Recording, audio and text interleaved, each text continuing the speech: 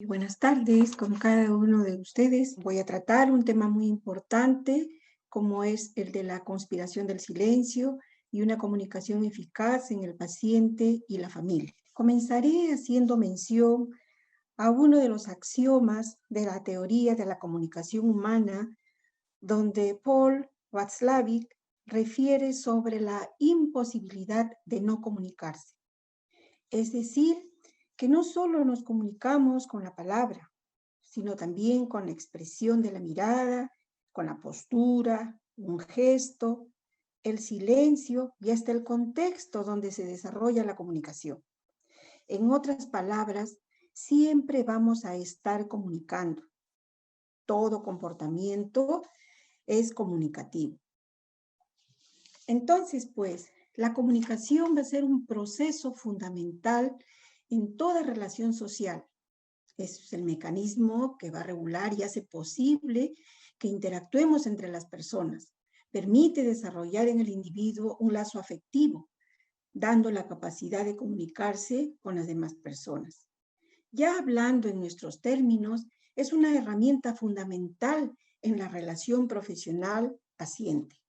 Es un proceso individualizado, es un encuentro interpersonal en estas dos personas porque comparten un fin, una realidad, y exige adaptarse al otro, ya sea a su forma de pensar, a las emociones que vive en el momento o a los valores que presenta, aplicando estrategias comunicativas diferentes, ¿no?, para cada caso o situación. Conocemos dos tipos de comunicación: la comunicación verbal, que es la que más utilizamos, y la comunicación no verbal, que es el que refleja, por lo general, lo que realmente queremos comunicar. Y esto ya va a estar dado, como mencioné anteriormente, sea una mirada, un gesto, el contacto físico, el hecho de poner la mano al hombro, el hecho de una sonrisa, ya nos está comunicando no verbalmente. La postura, el silencio también, el estar cerca a la persona cuando hablamos o el estar bastante distanciados también. La comunicación no verbal quizás sea, pues, al final de la vida, ¿no?, el mensaje de mayor recepción. Por ello, va a ser muy importante, ¿no?, la relación que exista entre lo que se comunica y cómo se comunica. Y en este caso, pues va a resaltar dos puntos muy importantes como son el tono de voz y el contacto visual. El tono de voz considero como una herramienta muy fundamental y el vehículo, ¿no?, que va a transmitir un mensaje de confianza, de seguridad, que va a dar tranquilidad al paciente. Y el contacto visual también. El hecho de que cuando nos estamos comunicando y estemos nosotros mirando o observando a otro lado, ¿qué le va a hacer sentir al paciente? Tal vez incomodidad, tal vez no entendido. Entonces, pues, a medida, ¿no?, de que la salud de la persona empeora, es esta comunicación verbal la que va a tener mayor realce. Según Barbero, en el 2006, la comunicación refiere, ¿no?, que debe tener una cualidad terapéutica. Y para que esto se dé, el que comunica no debe de tener una capacidad exploratoria y una condición subjetiva. La capacidad exploratoria es ese explorar continuamente, ¿no?, ya que el paciente, por las condiciones de salud que tiene, va a ir cambiando, modificando, ya sea su forma de ser o su forma de pensar. Y una condición subjetiva, porque la percepción que pueda tener el profesional, sea el médico, sea el psicólogo, no tiene por qué ser igual a la del paciente. Y menciona también que la mejor herramienta, dice, ¿no?, para acercarnos al mundo interno del paciente es la actitud de la persona y la respuesta empática, donde el paciente, pues, no solo se sienta escuchado, sino también comprendido. ¿Cuáles son las ventajas de una comunicación? El proporcionar una información realista y esperanzadora va a permitir muchas veces, ¿no?, mejorar los niveles, digamos, de bienestar del paciente. Va a reducir la ansiedad y disminuir los miedos también. El paciente va a poder expresar estas preocupaciones, sus temores, sus miedos, ¿no?, que le van a ocasionar el diagnóstico o el tratamiento de la enfermedad. Permite, ¿no?, que el paciente participe en la toma de decisiones sobre los tratamientos a seguir. Va a generar expectativas realistas en esta persona ante las diferentes etapas de la enfermedad y los efectos del tratamiento. Y así también va a facilitar, ¿no?, que el paciente tenga mayor sensación de control sobre su vida, logrando siquiera algo de bienestar. Por experiencia de trabajo, ¿no?, he podido observar de pacientes, ¿no?, que han sido informados.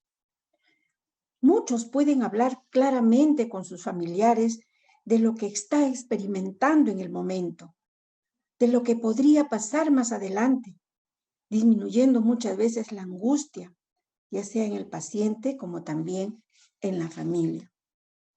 ¿Por qué no se informa adecuadamente al paciente?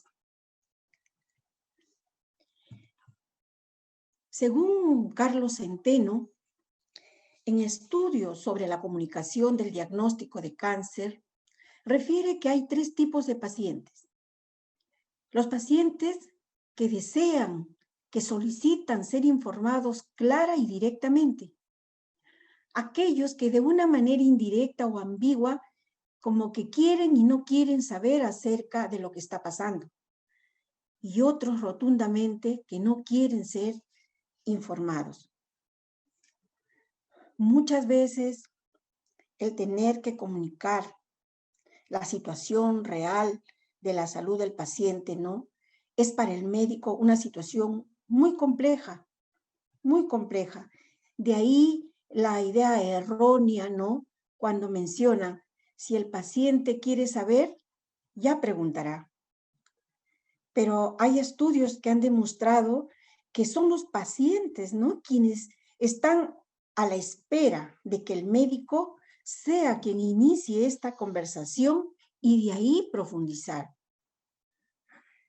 Otro punto por el cual no se informa adecuadamente a veces es la creencia, ¿no?, de que la información le va a quitar la esperanza de vida. Haciendo reflexión, la esperanza, como la enfermedad, es todo un proceso. Muchas veces al inicio se tiene la esperanza de recobrar la salud y hacemos todo lo que podemos. Posteriormente, cuando vemos que la enfermedad avanza, esta esperanza ya se centra, ¿no?, en vivir un poco más de tiempo con calidad de vida. Y al final, esta esperanza se convierte, ¿no?, en querer, en que la persona quiera tener una buena muerte, como decimos, una muerte sin dolor y estar acompañado de la familia siempre.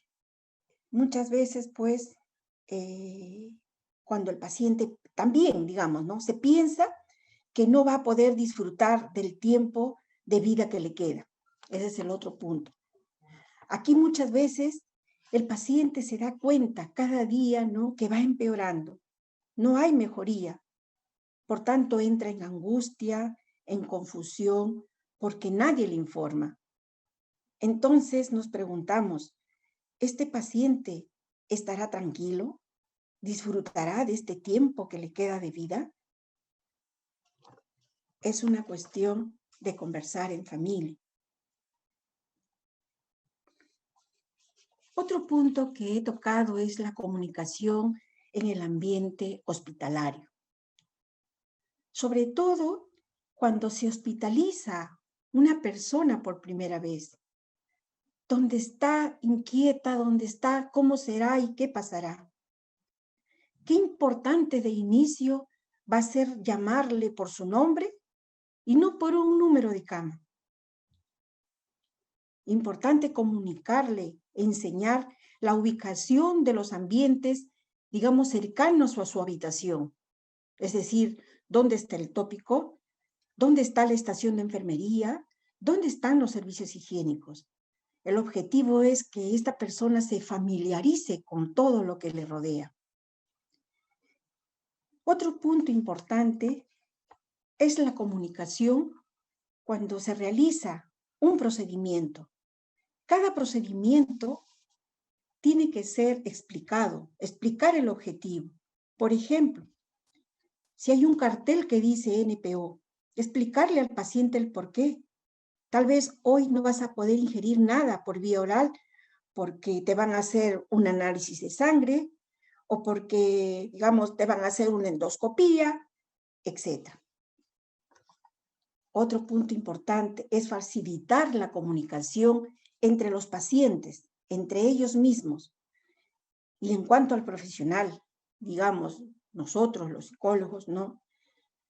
Realizar esta comunicación a manera de un preoperatorio tal vez, a manera de que antes de que inicie un tratamiento, sea una quimioterapia, una radioterapia, ¿no?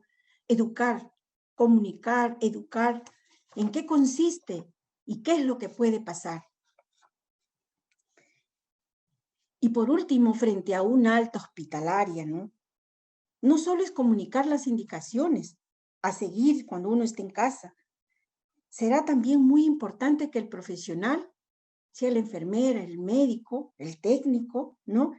Se cerciore, ¿no? Si esta persona, si este paciente, si esta familia, ¿no? Ha sido comprendido, ha comprendido lo que se le ha indicado. Y en caso contrario, se tiene que volver a comunicar. La comunicación médico, paciente y familia. En este rubro es importante, ¿no? Que la comunicación con la familia se dé desde el momento, digamos, del prediagnóstico de la enfermedad, a tal punto que no solo la familia, sino también el paciente, ¿no? Sepa, esté enterado o se entere, ¿no? De que antes de que reciba un diagnóstico va a tener que pasar por una serie de exámenes, ¿no? Y va a tener un momento de espera, una paciencia para poder esperar, lo cual, sabiendo esto, el paciente estará más tranquilo. Otro punto importante es la comunicación médico y paciente. Si médico y paciente comunican, conversan acerca de lo que está pasando, se va a lograr pues una adecuada relación en ese triángulo de médico, paciente y familia. Muchas veces, ¿no? Generando adherencia al tratamiento. A veces cuando se desconoce qué es una quimioterapia o qué me puede o no pasar, muchas veces nos resistimos y prolongamos, ¿no? Nuestra decisión para iniciar un tratamiento o para decidir una operación. También va a ayudar, ¿no? esta adecuada comunicación a mejorar el estado de ánimo, porque conociendo voy a estar más tranquilo, ¿no? De todos los que participan. También va a permitir la empatía del médico y el reconocimiento, ¿no? De las principales preocupaciones y temores que está presentando tanto el paciente como la familia. Ahora llegamos a un punto muy importante, ¿no? Como es comunicando las malas noticias. Si bien es el médico, ¿no? Quien brinda esta información, muchas veces también la familia, estando en casa, tiene esa necesidad o tiene la obligación, ¿no? De comunicar. Y para ello va a ser muy importante, ¿no? Que esté seguro si es el momento adecuado, ¿no? Y la seguridad que tiene que tener la familia de cómo plantear el problema o de cómo dar esta noticia. Entonces, pues, para comunicar una mala noticia, se deberá de respetar en primer lugar la decisión de lo que quiere saber o no el paciente. ¿Qué es lo que realmente quiere conocer y por qué? Muchas veces el conocer la verdad a algunos, ¿no? Le va a permitir, ¿no? Que esta persona se organice organice sus asuntos personales. Otro punto importante es ser lo más honesto posible. Mantener la esperanza y el cuidado en esta persona que desearíamos para nosotros también. Vamos a tener en cuenta siempre, ¿no?, el contenido emocional de las palabras para no causar mayor impacto de lo necesario. Por ejemplo, podemos decir, parece que las cosas no van muy bien. Es mejor decir eso a tener que decir, las cosas están yendo mal, va muy mal. Otro ejemplo podría ser, el tratamiento no está dando el resultado que esperábamos, a tener que decir, la quimioterapia no ha hecho nada, todo es por gusto, ¿verdad? Y otro punto muy importante es el momento de comunicar. En este caso, la familia, como decía al inicio, debe cerciorarse si es el momento adecuado. Es decir, si ver las condiciones tanto físicas como emocionales del paciente. En otras palabras, ¿el paciente en ese momento tiene dolor? ¿Exactamente quiere conversar en ese momento? ¿Está fastidiado por algo? ¿O hace poco estuvo llorando? Porque en esas condiciones, no, en las condiciones negativas no se puede dar una noticia. Caso contrario, sí se puede. Y si se tratara del médico, también es importante que esta persona, este profesional, esté descansado, digamos, sin apuros, para que pueda centrarse tranquilamente, ¿no?, y escuchar las necesidades del paciente. Y ahora sí llegamos a lo que es la conspiración del silencio, llamado también el pacto del silencio, que es el acuerdo, digamos, implícito, ¿no?, o explícito entre el médico y la familia, o solamente la familia, para ocultar, ya sea total o parcialmente, la información del estado real del paciente, sin tener en cuenta, ¿no?, su propio deseo o voluntad. Si bien todos los enfermos tienen derecho a saber lo que está pasando, también hay otros que no desean saber, no quieren saberlo. Por ello, ¿no?, hay que tener bien claro, cuando hablamos de conspiración del silencio, es cuando el paciente desea saber y no se le informa. Pero si el paciente no quiere saber, no estamos hablando de conspiración del silencio. ¿Cuáles son las causas, ¿no?, que van a motivar la conspiración del silencio? Una de ellas es evitar el sufrimiento innecesario del paciente, protegiéndolo del impacto emocional. Muchas veces se ha escuchado, ¿no?, cuando uno está en hospitalización, ¿para qué le vamos a informar?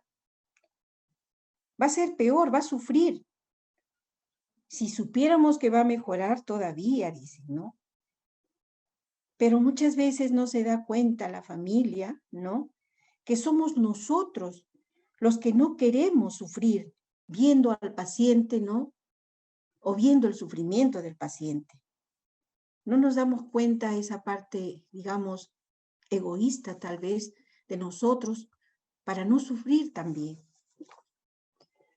Otro punto, ¿no?, que nos motiva a este silencio son las dificultades de la comunicación en el entorno familiar. En muchos hogares, la relación y la comunicación en los componentes de la familia no son buenas. En estos momentos, por tratarse de la enfermedad de uno de ellos, sí, apoyamos, pero regresando a casa, a veces nuevamente regresamos a ese silencio, a ese no poder comunicarnos libremente como quisiéramos, lo cual dificulta el dar, mucho peor, pues, una mala noticia.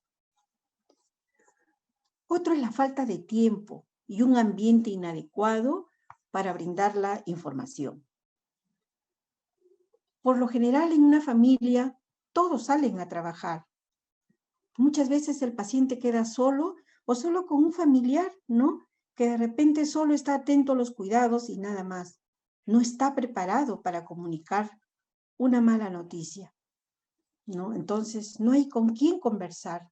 Y si llegan muy tarde, pues no es dar una noticia así nada más por así y punto, no. Tiene que haber el momento, como decían antes, y tiene que verse el contexto, dónde se está dando. Otro punto importante es la autoprotección del profesional de la salud y de los familiares, ¿no? Ante el no manejo y las reacciones emocionales del paciente. Sobre todo en la familia, ¿no? Puede mencionar, ¿no? ¿Cómo la familia puede decir, si le decimos, cómo va a reaccionar? Tal vez entre en crisis, tal vez se desmaye. ¿Y qué vamos a hacer? Nosotros no podemos, no sabemos cómo atenderlo y preferimos callar. La dificultad para conversar temas asociados a la muerte es otro punto. Es muy común en muchos hogares, excepto ahora por tiempos de pandemia, pero antes, ¿no? No se habla así nada más de la muerte, menos si se trata de un ser querido. Entonces, no es fácil conversar estos temas y nuevamente preferimos callar. Otro es la creencia de decir la verdad al paciente provocaría intentos de suicidio. Muchos sí lo han mencionado. Otros tratan, ¿no?, de llevar o de sobrellevar, ¿no?, su vida conforme al proceso de enfermedad. Y en una familia, digamos, lo que va a justificar la conspiración del silencio es que esta familia tiene sus propias dificultades para afrontar las crisis en el entorno, así como adaptarse, ¿no?, a un nuevo equilibrio, a una nueva forma de vida. Les es muy difícil y por tanto se continúa con una conspiración del silencio. ¿Cómo prevenir? Desde el inicio se debe de sentar las bases de la comunicación en esta relación de médico, paciente y familia. La comunicación debe ser clara y adaptarse a las necesidades y a las demandas del paciente durante el proceso de enfermedad. Considerar desde un inicio que el paciente debe de estar informado de su enfermedad y es quien debe indicar quién de los familiares o quién más cercano a él debe de estar informado de primera mano junto con él. Esto va a ayudar a que ellos puedan conversar del tema. Se debe de evitar que el paciente, digamos, si está en consultorio, ¿no?, que se quede solo, mientras la familia, ¿no?, están todos conversando con el médico. Y si está en casa también, la familia en una habitación y el paciente solo. Eso no ayuda porque el paciente, digamos, empieza a hacerse de pensamientos negativos, ¿qué estará pasando? De repente estoy muy mal, qué sé yo. Entonces siempre es bueno a veces invitarlo para que él también pueda estar. Tratar que en el primer contacto médico-paciente estén las personas de su confianza, ¿no? Y tener que preguntar, ¿cuánto conoce de su enfermedad el paciente? ¿Qué piensa de ello? ¿Y qué le gustaría saber?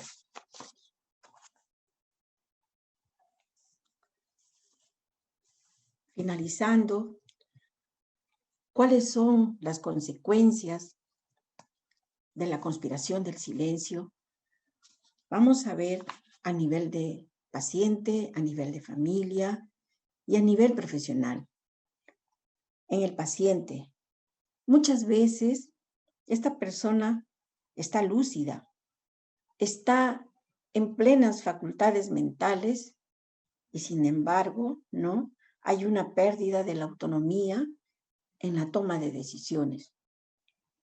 Otros deciden por el paciente. El aislamiento social.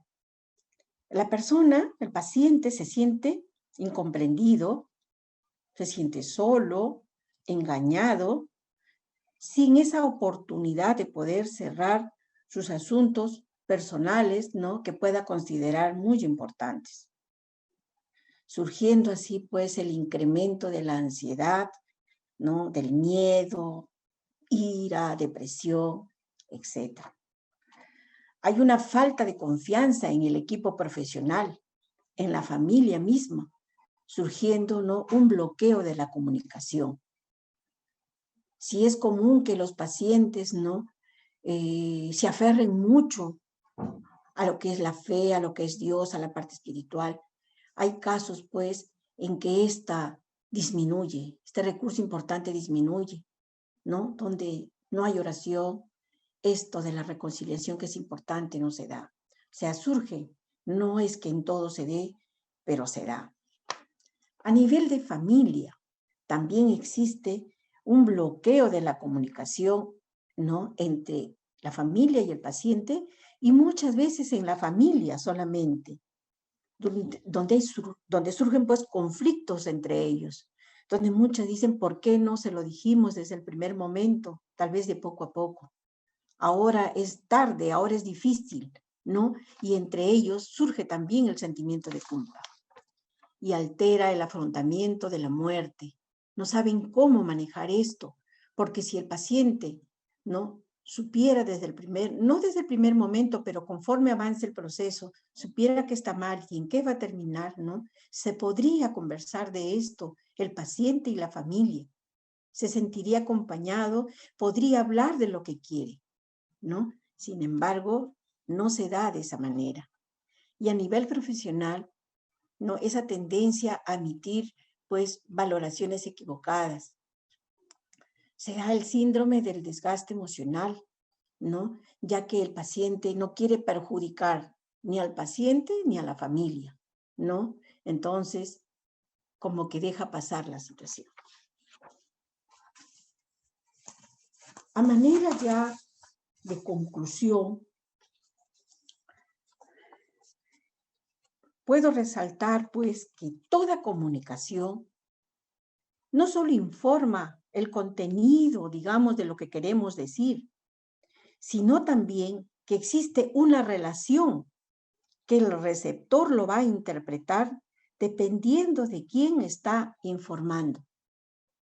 Otra conclusión podría ser que todo comportamiento tiene un valor de mensaje, un valor comunicativo para los demás.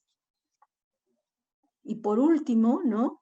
Que el objetivo principal, digamos, de comunicar bien una mala noticia es para amortiguar, es para calmar ese intenso impacto emocional del momento, ya sea para el paciente, la familia y el mismo profesional.